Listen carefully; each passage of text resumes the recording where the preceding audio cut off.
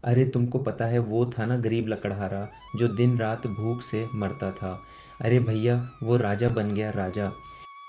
ये क्या मजाक कर रहे हो? भला कोई गरीब इंसान राजा कैसे बन सकता है? यही तो कमाल है किस्मत का। कब पलट जाए कोई नहीं कह सकता। अरे भैया मैं तो यह सोच रहा हूँ कि आखिरकार उसने किया क्या होगा ऐसा कि वो ससुरा भिखारी से राजा बन गया। यह कहानी है भैरवगढ़ राज्य में रह रहे एक गरीब लकड़हारे श्याम की। श्याम एक गरीब और मेहनती लकड़हारा था। ओ अम्मा, दवाई खा लेना ठीक से, है ना? मैं जंगल की ओर जा रहा हूँ लकड़ियाँ काटने। आज अच्छी सूखी लकड़ी मिल गई तो वैद्य जी की सारी जड़ी बूटियाँ ला दूंगा। ठीक है। बेटा समय से आ जाना। तेरी चिंता लगी रहती है मुझे। वैसे भी तेरे सिवा मेरा इस दुनिया में कोई और नहीं। अरे माँ, तू बिल्कुल चिंता मत कर। मैं रोज उस जंगल में जाता हूँ। मुझे वहाँ के हर पेड़ पौधे, यहाँ तक कि पत्तों तक की पहचान है। और फिर माँ, जब तक मुझे तेरी सेवा करनी है ना, मौत भी मुझसे डर कर भागेगी। मैं वादा करता हूँ माँ। ठीक है, मैं शाम से पहले लौट आऊँगा। ठीक है बेटा। श्याम उठता है और बाहर की ओर बढ़ता है। तभी पड़ोस की सरला मौसी उसे दिखाई देती है, जिन्हें देख वो उनसे कहता है। ओह सरला, मौसी माँ की तबीयत ठीक नहीं है, तो अगर हो सके तो दिन में एक बार देख लेना उन्हें। मैं आराम से जंगल में बेफिक्र रहूंगा। ठीक है मौसी। अरे श्याम बेटा, तू निश्चिंत रह। मैं दिन भर यहीं तो होती हूँ। शायद तेरी माँ को अकेला नहीं छोड़ूंगी। वो तो मेरे लिए भी अपनी जैसी ही है। ख्याल रखना अपना, और हाँ, ज्यादा दूर मत जाना। बहुत बहुत धन्यवाद मौसी। आपका सहारा ना होता तो भला मैं ये सब कैसे कर पाता। चलो मौसी, मैं जाता हूँ अब। इतना कहकर श्याम जंगल की ओर निकल जाता है और चलते चलते काफी दूर निकल जाता है। हाँ, आज तो वैद्य जी की बताई काली छाल वाली लकड़ी भी खोजनी है। कहते हैं माँ की सांसों में आराम मिलेगा उससे, जिससे माँ की तबीयत ठीक हो जाएगी। हे भगवान, बस इतनी मदद कर दे कि मुझे वह लकड़ी मिल जाए कहीं से। श्याम फिर चलने लगता है और कुछ दूर जाकर पेड़ों की तरफ निराशा से देखता है। तभी उसकी नजर एक पेड़ पे पड़ती है जो खाई के बराबर में था, जिसे देख वो खुश हो जाता है और वहां नीचे एक गहरी खाई को नहीं देख पाता। अरे वाह वाह वाह वाह वाह वाह, ये तो वही पेड़ है। हाँ, ये तो वही लकड़ी है जिसकी मुझे तलाश थी। अरे धन्यवाद भगवान, धन्यवाद। हाँ, आज मेरी भगवान ने सुन ली। चलो लकड़ियाँ काटते हैं जल्दी से। तभी अचानक वो नीचे गिर जाता है।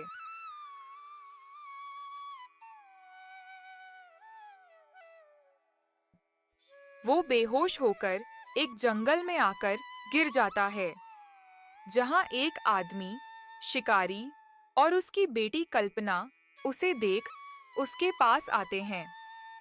बाबा ये देखिए, कोई मुसाफिर है। इसे चोट भी लगी है, इसकी सांसें चल रही है, अभी जिंदा है। हमें इसे बचाना चाहिए। क्यों बचाए इसे? कौन है ये हमारे लिए? कोई अपने नसीब से गिरा है तो गिरा है। हम क्यों अपने सर पर मुसीबत ले? हैं? बाबा आप भूल रहे हैं कि हम अपनी जिंदगी कैसे जीते हैं। ये हमारा नया शिकार है। आप समझ रहे हैं ना? ओ समझ गया बेटी। चलो चलो चलो, इससे तो हमें बहुत फायदा होने वाला है। चलो उठाओ इसे। इसे हमारी झोपड़ी पर ले चलते हैं। लेकिन याद रखो, ये तेरी जिम्मेदारी है। शिकारी और कल्पना उसे अपनी झोपड़ी में ले जाते हैं और उसका इलाज करते हैं। अगले दिन सुबह तक श्याम को होश आ जाता है। मैं कहाँ हूँ? ये जगह कौन सी है? तुम्हें जंगल के पास बेहोश पाया था। तुम्हारे सिर से बहुत खून बह रहा था। तभी हमने तुम्हें देखा। तुम किस्मत वाले हो कि अब तक जिंदा हो। हाँ, तुमने मेरी जान बचाई। मैं तुम्हारा ये एहसान कभी नहीं भूल पाऊंगा। तुम्हारा बहुत बहुत धन्यवाद। नाम क्या है तुम्हारा, और तुम क्या करते हो? श्याम, श्याम नाम है मेरा। गांव में लकड़हारा हूँ। मैं कल्पना हूँ। मेरे पिता शिकारी हैं। यह इलाका हमारा जाना पहचाना है। लेकिन अब तुम भी हमारे मेहमान हो। जब तक ठीक नहीं हो जाते यहीं रहो। अगले 2 दिन में श्याम स्वस्थ हो चुका था और उसने अपने घर जाने की ठानी। तो वही शिकारी अपनी बेटी कल्पना से कहता है, कल्पना बेटी, श्याम तो अब स्वस्थ हो चुका है। वह तो अपने घर जाने को तैयार है। तुम्हें पता है ना तुमको क्या करना है? हाँ पिताजी, वो हमारा शिकार है। वो बहुत मेहनती मालूम पड़ता है। हमें उसका फायदा तो उठाना ही होगा।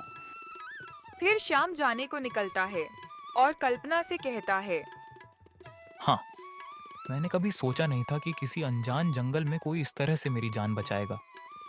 तुम्हारा बहुत बहुत धन्यवाद कल्पना, बहुत बहुत धन्यवाद। चलो अब मैं चलता हूँ। यह सुनकर कल्पना बिना कोई जवाब दिए रोने लगती है। अरे क्या हो गया? ये तुम रो क्यों रही हो? मैं तुमसे प्रेम करने लगी हूँ। श्याम, मुझसे विवाह कर लो। मैं तुम्हारे बिना नहीं रह पाऊंगी। मुझे अपनी पत्नी बना लो और अपने साथ ले चलो। अरे कल्पना, मतलब लेकिन तुम मेरे जैसे आदमी से मतलब। श्याम, मैं तुमसे वादा करती हूँ कि हर सुख दुख में तुम्हारा साथ दूंगी। मैं तुम्हारा और तुम्हारी माँ का बहुत ध्यान रखूंगी। यह सुनकर श्याम खुश हो जाता है और कल्पना से विवाह कर उसे अपनी पत्नी बनाकर अपने घर ले आता है। बेटा तू कहाँ चला गया था? मैं कितना परेशान थी तुझे लेकर, और तू सच में ब्याह कर लाया है। बहू, तू आ गई हमारे आंगन में। भगवान तुम्हें सुख दे। हाँ माँ जी, मैं आपका पूरा ख्याल रखूंगी। एक अच्छी पत्नी और अच्छी बहू बनूंगी। कुछ दिन बीतते हैं। श्याम रोज जंगल जाकर लकड़ियां काटता है। दिन भर मेहनत के बाद थका हारा आता है और जेब में कुछ सिक्के लेकर लौटता है। एक शाम जब वो घर लौटा तो देखा उसकी माँ घर के बाहर थी जो रो रही थी, जिसे देख श्याम चिंता से भर जाता है। अरे अरे रे, क्या हो गया माँ? तू रो क्यों रही है और घर के बाहर क्यों खड़ी है? क्या बात है? बेटा, कल्पना बहू ने हमारे साथ धोखा किया है। तूने जितने भी पैसे मेरे इलाज के लिए जोड़े थे वो सब लेकर भाग गई। इतना ही नहीं, उसने धोखे से यह घर मेरे से अपने नाम करवा लिया और गांव में मुखिया को बेचकर यहाँ से भाग गई। क्या? हे, ये कैसे हो सकता है? हे भगवान, हे भगवान, अब मैं क्या करूं? अपनी बीमार माँ को लेकर कहाँ जाऊं मैं? श्याम तो जैसे सड़क पर ही आ चुका था। किसी तरह मिन्नतें करके अपनी माँ को उसने पड़ोस वाली सरला मौसी के घर छोड़ा और खुद रात बाहर जमीन पर बिताई। अगली सुबह श्याम कुल्हाड़ी उठाकर जंगल की ओर चल देता है। तभी ओहो, हे भगवान, हे भगवान, अब ये कुल्हाड़ी कैसे टूट गई? अब मैं लकड़ियां कैसे काटूंगा? माँ को खाना और दवाइयाँ कैसे दूंगा? लगता है मेरे सारे रास्ते बंद हो गए हैं। मेरी पत्नी भी मुझे धोखा देकर भाग गई। अब करूं तो क्या करूं? मेरे पास तो जीवन जीने की वजह ही नहीं बची है। हे भगवान, हे भगवान, हे भगवान, हे भगवान। श्याम बेबस होकर वहीं बैठकर अपना सर पकड़ लेता है और फूट फूट कर रोने लगता है। तभी झाड़ियों के पीछे से एक वृद्ध साधु मुनिवर प्रकट होता है। बेटा, जिसे जाना होता है वो चला जाता है। जिसने तुझे छोड़ा वो तेरे भाग्य को नहीं रोक सकती। तेरी तकदीर तुझे वहां ले जाएगी जहां तू खुद भी जाने से डरेगा, लेकिन जाना होगा।